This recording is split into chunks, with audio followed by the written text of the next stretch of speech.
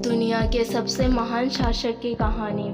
अशोक बिंदुसार का पुत्र था। बौद्ध ग्रंथ दीपवंश में बिंदुसार की 16 पत्नियां एवं 101 पुत्रों का जिक्र है।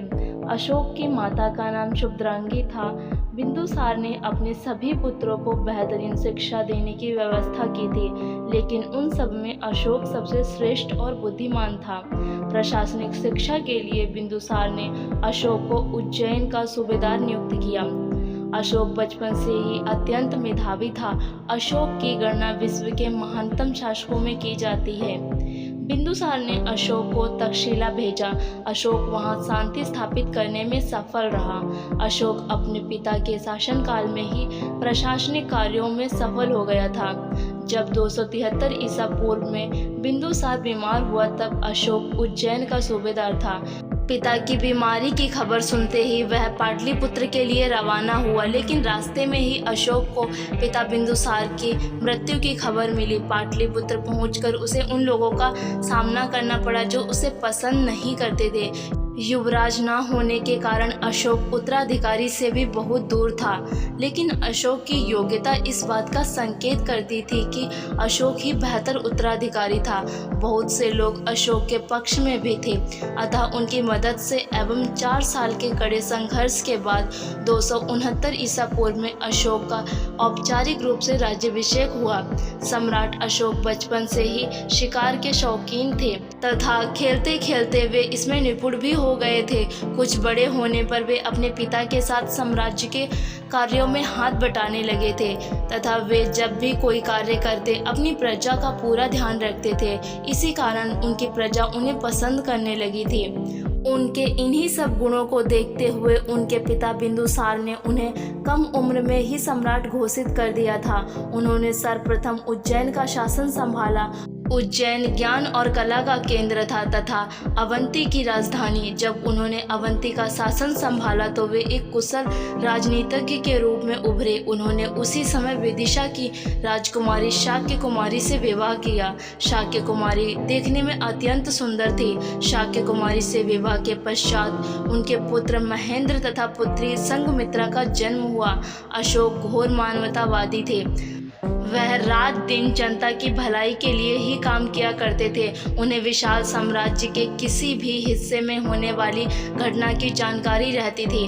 धर्म के प्रति कितनी आस्था थी, इसका अनुमान इसी से लगाया जा सकता है कि वह बिना 1000 ब्राह्मणों को भोजन कराए स्वयं नहीं खाते थे। कलिंग युद्ध अशोक के जीवन का आखिरी युद्ध था, जिससे उनका जीवन ही बदल गया। अशोक ने मगध का शासन तो हथिया लिया था, किंतु उसके राज्याभिषेक में अनेक बाधाएं उपस्थित होती रहीं, जिनका अशोक ने डटकर मुकाबला किया। महाराज बिंदुसार की मृत्यु के 4 वर्ष बाद अशोक का बड़े धूमधाम से राजतिलक हुआ। राजा बनते ही वे अपने पिता के समान नित्य हजारों ब्राह्मणों को दान देते, पुण्य कार्य और धर्म पूर्वक आचरण करते रहे। इस राज्य की सुव्यवस्था में चंद्रगुप्त मौर्य की योग्यता, चाणक्य की नीति और बिंदुसार के सुप्रबंध के सारे गुण थे। राज्याभिषेक के 8वें वर्ष एक अत्यंत महत्वपूर्ण घटना घटी, जिसने अशोक के जीवन को ही बदल दिया, अपितु भारत के इतिहास को बदल दिया।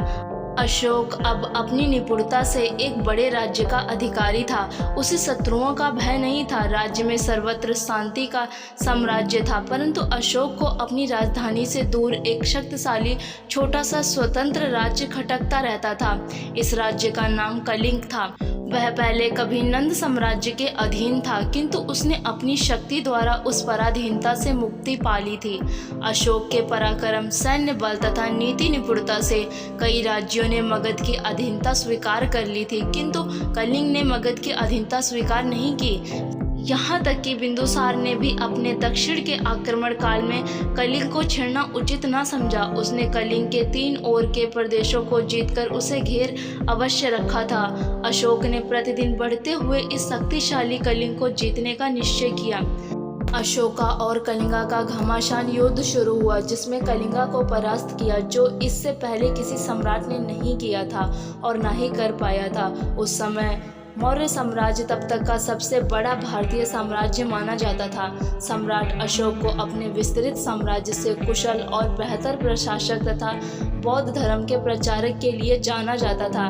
कलिंगा अशोका युद्ध में 1 लाख से भी ज्यादा मृत्यु हुई और 1,50,000 से भी ज्यादा लोग घायल हुए।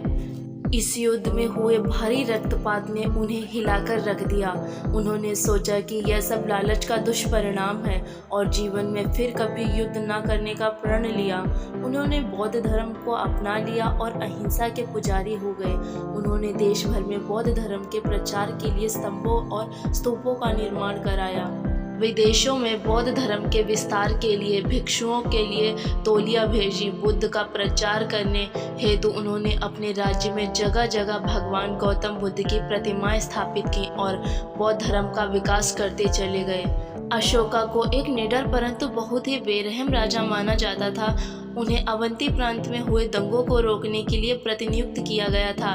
उज्जैन में विद्रोह दबाने के बाद 286 ईसा पूर्व में उनको अवंती प्रांत के वायसराय नियुक्त किया गया। पिता बिंदुसार ने अशोक को उनके उत्तराधिकारी बेटे सुसीम को एक विद्रोह दमन में मदद मिल सके, इसमें अशोक सफल भी हुआ और इसी कारण से वह तक्षशिला का वायसराय भी बना। 272 ईसा पूर्व में अशोक के पिता बिंदुसार की मृत्यु हुई। उसके पश्चात 2 वर्ष तक अशोक और उसके सौतेले भाइयों के बीच घमासान युद्ध चला। 2 बौद्ध ग्रंथ दीपवासना और महावासना के अनुसार अशोक ने सिंहासन पर कब्जा करने के लिए अपने 99 भाइयों को मार गिराया और मात्र विट अशोक को बख्श दिया।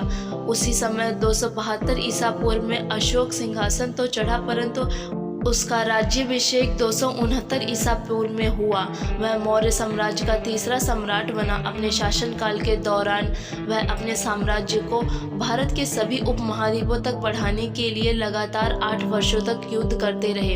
कहा जाता है दक्षिण एशिया और मध्य एशिया में अशोक ने भगवान बुद्ध के अवशेषों को संग्रह करके रखने के लिए कुल 84,000 स्तूप बनवाए। उसके अशोक चक्र, जिसको धर्म का चक्र भी कहा जाता था, आज भारत के तिरंगे के मध्य में मौजूद है। मौर्य साम्राज्य के सभी बॉर्डर में 40-50 फीट ऊंचा अशोक स्तंभ अशोक द्वारा स्थापित किया गया। अशोक ने 4 आगे पीछे एक साथ खड़े सिंह का मूर्ति भी बनवाया था, जो कि आज के दिन भारत का राजकीय प्रतीक है। आप इस मूर्ति को भारत के सारनाथ म्यूजियम में देख सकती हैं। कलिंग युद्ध में हुई क्षति तथा नरसंहार से उसका मन युद्ध से ऊब गया और वह अपने कृत्य को लेकर व्यथित हो उठा। इसी शोक में उबरने के लिए वह बुद्ध के उपदेशों के करीब आता गया और अंत में उसने बौद्ध धर्म स्वीकार कर लिया। बौद्ध धर्म स्वीकार करने के बाद उसने उसे अपने जीवन में उतारने का प्रयास भी किया। उसने शिकार तथा पशु हत्या करना छोड़ दिया। उसने ब्राह्मणों एवं अन्य संप्रदायों के सन्यासियों को खुलकर दान देना भी आरंभ किया और जन कल्याण के लिए उसने चिकित्सालय, पाठशाला तथा सड़कों आदि का निर्माण करवाया। उसने बौद्ध धर्म के प्रचार के लिए धर्म प्रचारकों को नेपाल, श्रीलंका, अफगानिस्तान, सीरिया, मिस्र तथा यूनान भी भेजा।